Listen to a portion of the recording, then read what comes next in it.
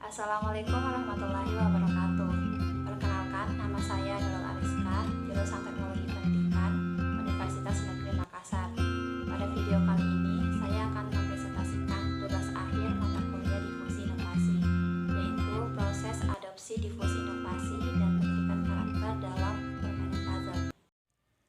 Nah, apa itu difusi inovasi?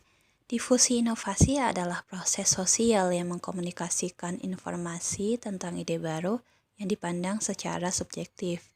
Tujuan utama dari difusi inovasi yaitu diadopsinya suatu inovasi, yakni gagasan ilmu pengetahuan dan teknologi, baik oleh individu maupun kelompok sosial tertentu.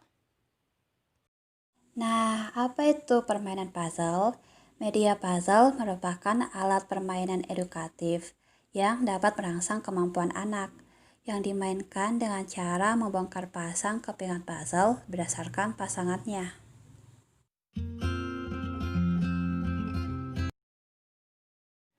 Yang pertama, tahap pengetahuan atau knowledge stage. Pada tahapan ini, suatu individu belajar tentang keberadaan suatu inovasi dan mencari informasi tentang inovasi tersebut. Anak usia 2 hingga 4 tahun yang rutin bermain puzzle memiliki keterampilan visual spasial yang lebih baik dibandingkan yang tidak.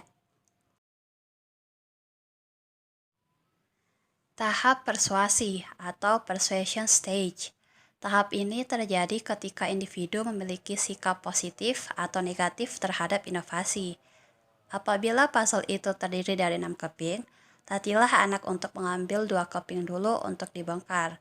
Apabila sudah bisa, kita bisa menambahnya menjadi 4 keping, dan seterusnya hingga anak berhasil.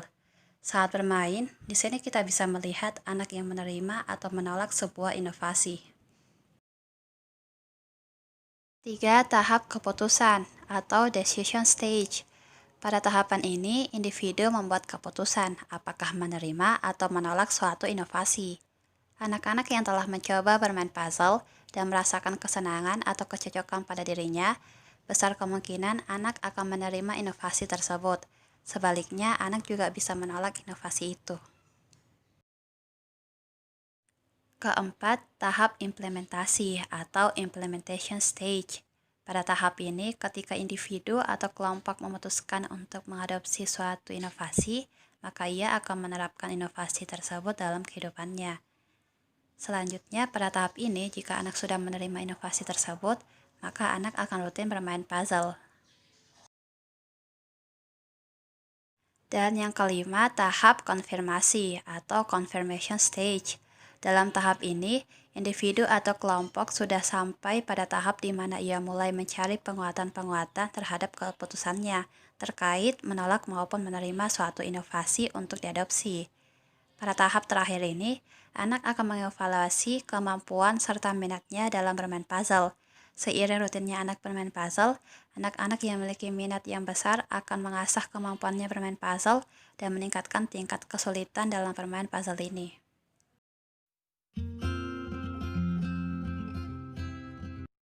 Pertama, religius. Anak dapat memperoleh nilai-nilai agama dengan bermain puzzle bergambar tempat-tempat ibadah atau orang sedang sholat dan sebagainya, sehingga anak dapat mengetahui kegiatan beribadah sehari-hari dan menghargai perbedaan.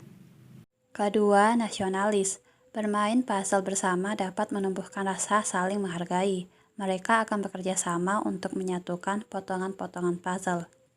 3. Mandiri. Anak akan berusaha berpikir secara kreatif menemukan solusi agar ia dapat menyatukan potongan-potongan puzzle.